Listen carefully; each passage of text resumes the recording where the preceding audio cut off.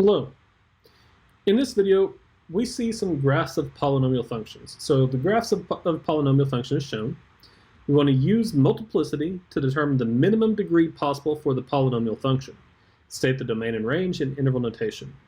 Okay, so for a here, we have this polynomial function. We have 1, 2, 3 zeros.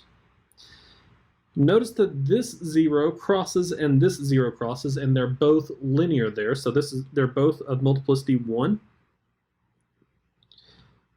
This 0 in the middle at the origin, it actually bounces off 0 to the others, or on the same side here. So therefore, this has multiplicity of 2. And if we add this up, 1 plus 2 plus 1 is simply 4. So this is the this is a fourth degree polynomial. And that makes sense because it's going up on both sides for the end behavior. Excellent. As for the domain will always be negative infinity to infinity. And the range, assuming these are each 1, then it's 1, 2, 3, 4. So it starts at 4 and goes up to infinity.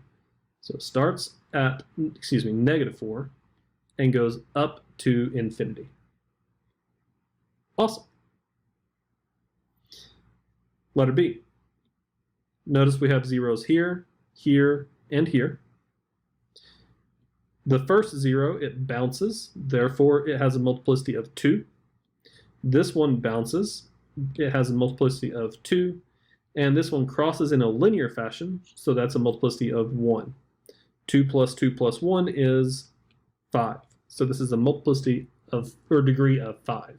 Notice that it's going down to the left and up to the right. It's on opposite sides. That's what the odd degree does.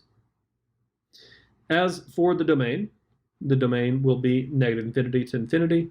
And when polynomials begin and end on opposite sides, that guarantees that the range is going to be negative infinity to infinity as well.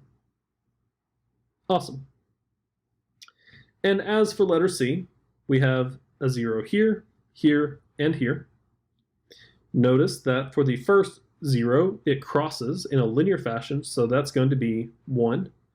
The second one crosses in a linear fashion, that'll be 1.